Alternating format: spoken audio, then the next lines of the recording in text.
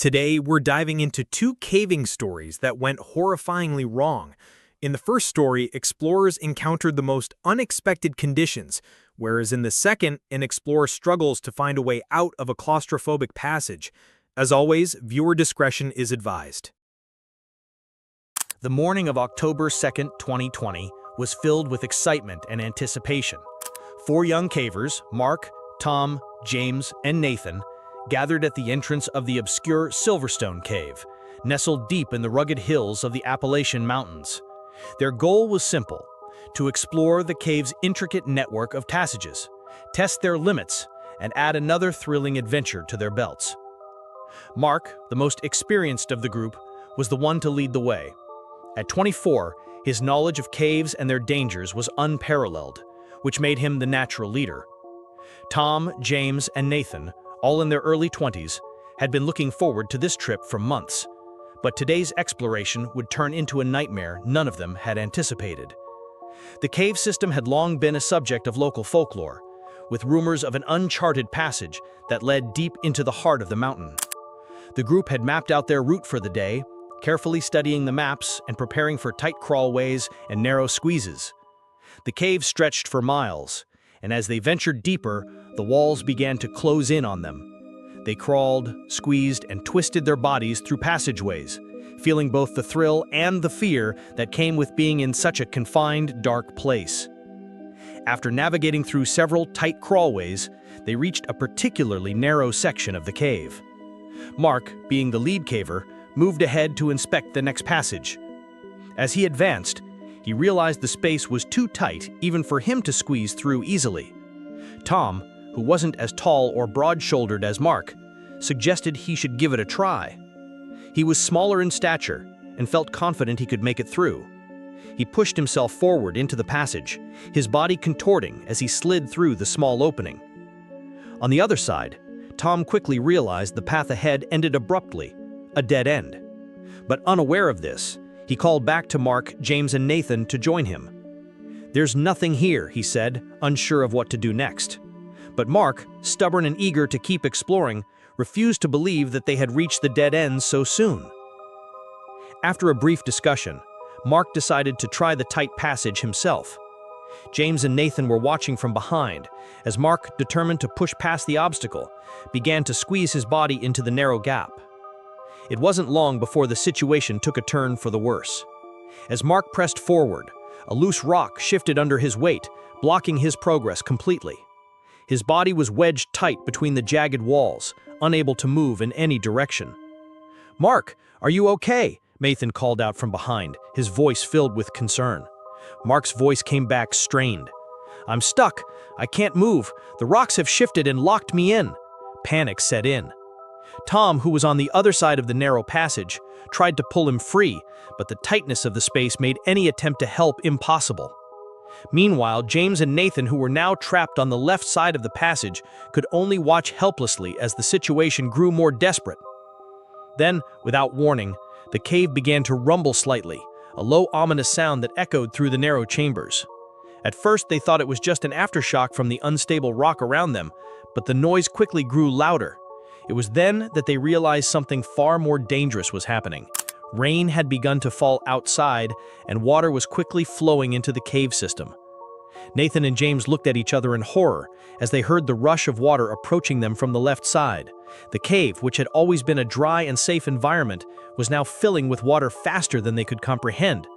"Nathan, we need to move, now!" James shouted, grabbing Nathan by the arm and pulling him toward the exit, but it was already too late.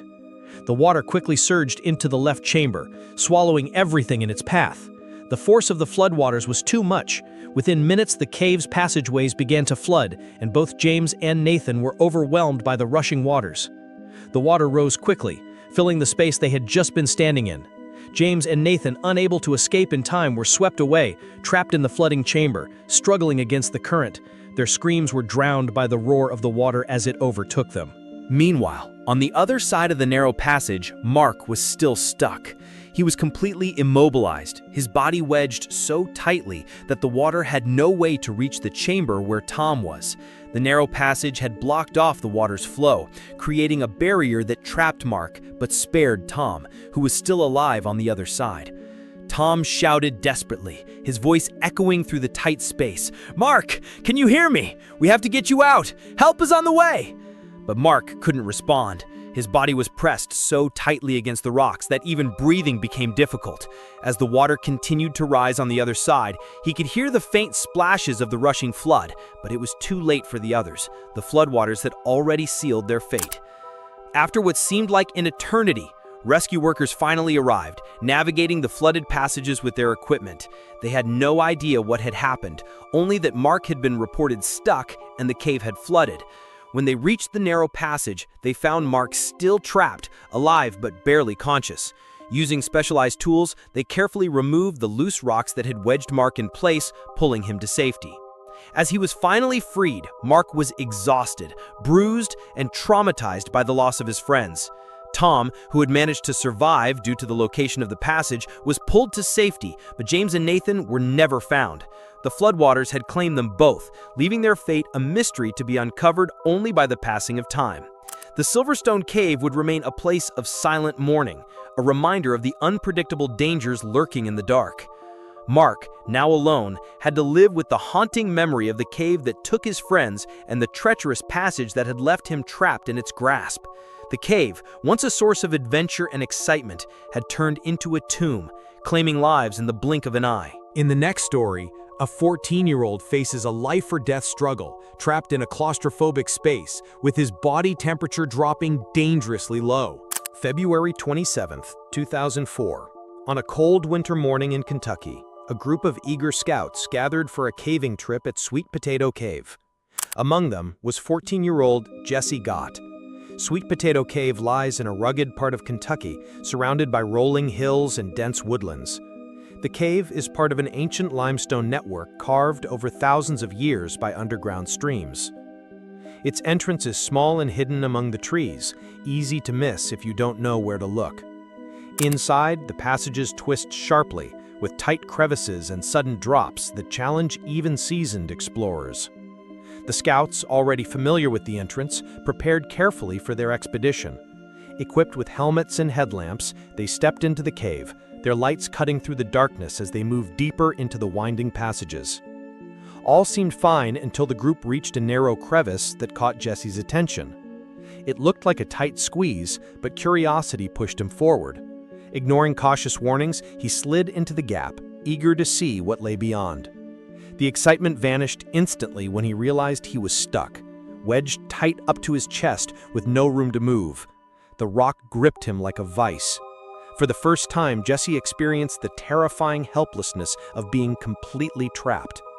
He struggled desperately, but his body refused to budge even a fraction.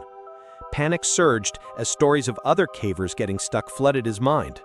He'd always thought such things happened to other people, never to him. But now, deep underground, that illusion shattered. Andrew Duncan, one of the scout leaders, quickly assessed the situation. He saw the fear in Jesse's eyes, his breaths coming in short, sharp gasps. Jesse had crawled into the tight gap and was now hopelessly stuck. Andrew explained the situation to the other scouts, their earlier excitement replaced by a heavy silence. One by one, they gathered around Jesse, offering quiet words of encouragement, but the tension was unmistakable. Jesse could hear their hushed conversations behind him, and with every passing minute, his fear deepened. His chest felt tighter, not just from the crushing rock, but from the growing panic. The cold numbed his fingers, making them twitch uncontrollably.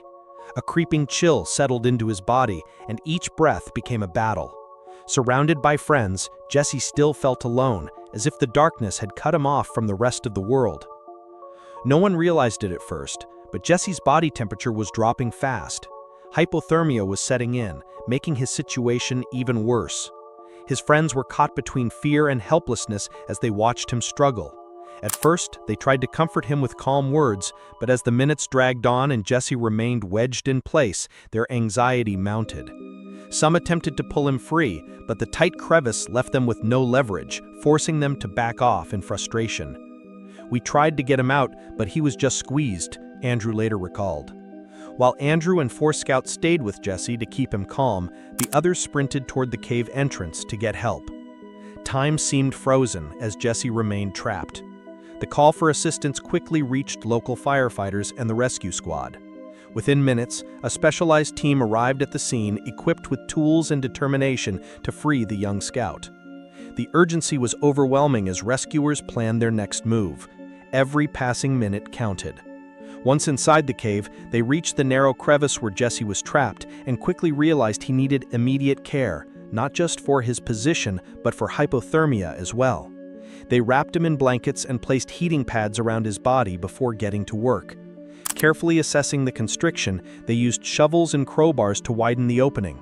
Jesse focused on his breathing, fighting to stay calm as fear threatened to take over. He could hear the muffled commands of the rescuers and feel their determination. Meanwhile, Andrew and the other scouts stayed close, offering constant reassurance. "You're going to be okay, Jesse. Just hang in there," they whispered, trying to keep his spirits alive. After hours of relentless effort, the rescuers finally made a breakthrough. The crevice was widened just enough for Jesse to be pulled free. With a coordinated effort, they carefully maneuvered him out around 3 p.m. The cave echoed with cheers and sighs of relief. Jesse was finally out, but his ordeal wasn't over.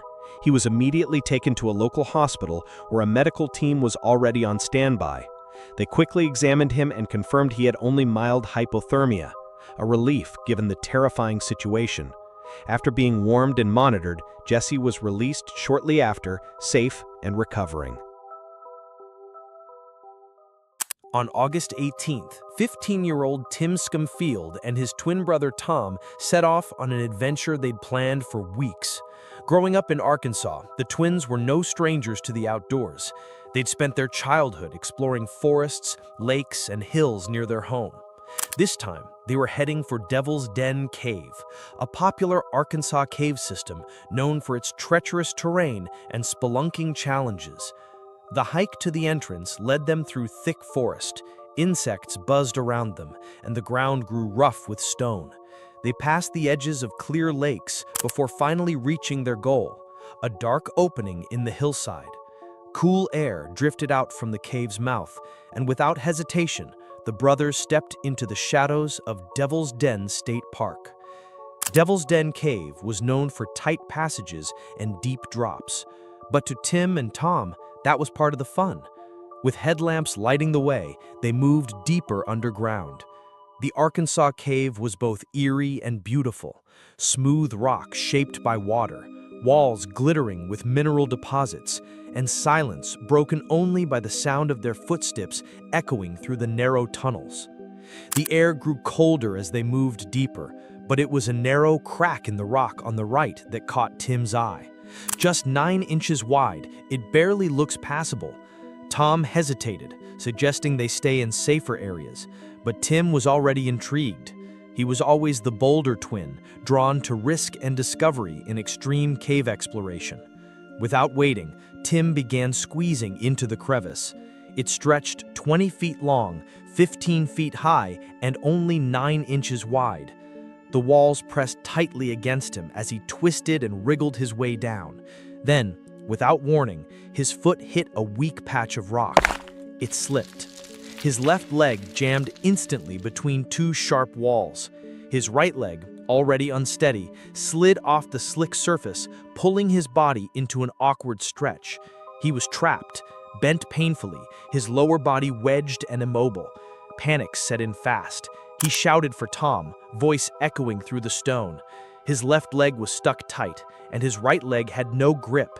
The rock had him pinned in this Devil's Den cave rescue nightmare. Pain shot through Tim's trapped leg, radiating up his knee and ankle. The pressure was unbearable. He couldn't shift, couldn't move. One side of his body stretched painfully, the other crushed tight against stone. It felt like his body was tearing apart. Tom heard his screams and ran to the crevice. He crouched at the top, desperate to help, but the gap was too narrow. Tim was wedged deep, his leg completely stuck. Tom couldn't reach him, couldn't pull him out. He had no choice. He ran. Tom sprinted through the forest, heart racing, until he reached the park's visitor center around 5:30 p.m. He burst through the doors and told the rangers what had happened. Jeremy Bruce and Tim Scott, both seasoned park rangers in Arkansas, grabbed their rescue gear without hesitation. They followed Tom back toward the cave, moving fast as the sun dropped low, casting long shadows across the trail. When they reached the entrance, cool air poured out from the cave. Bruce and Scott paused only briefly before heading in, bracing themselves for what lay ahead in the tight, pitch-black tunnels of Devil's Den. When the rangers reached the crevice, they were shocked at how deep Tim was. The crack was so tight they could barely see him. His voice echoed faintly, strained with pain. It was clear this wasn't going to be a simple rescue. Tim's foot was wedged tight, and any wrong move could make the injury worse or push him even deeper into the rock. They had to act fast. The rangers pulled out tubular webbing and tossed one end down to Tim, telling him to wrap it around his torso. Despite the pain, Tim managed to secure the strap around his body. Bruce and Scott tried pulling him up, but the space was too narrow and Tim's body was twisted at an impossible angle. He screamed as the pressure on his leg intensified. Realizing they couldn't free him on their own, Bruce called for backup. By 7:50 p.m., cave rescuers in Arkansas arrived and quickly assessed the situation. Pulling Tim sideways wasn't an option. The only way out was straight up, and it had to be done carefully. One wrong move could make things worse. Using webbing, they formed a secure loop. Ranger Bruce climbed onto a ledge directly above the crevice, lowering the loop to Tim and guiding him to slip it under his arms and around his chest. Tim, drained and in pain, followed every instruction. Inch by inch, the team began to lift him. Each pull sent sharp pain through his leg, but he stayed focused. This was his only shot. Slowly, his foot began to come free. Bit by bit, the grip of the rock gave way. Finally, he was close enough for Ranger Scott to reach him. With one last pull, they hauled him out of the crevice. At 8:20 p.m., Tim was free. His legs were bruised and swollen, but somehow he had escaped without serious injury.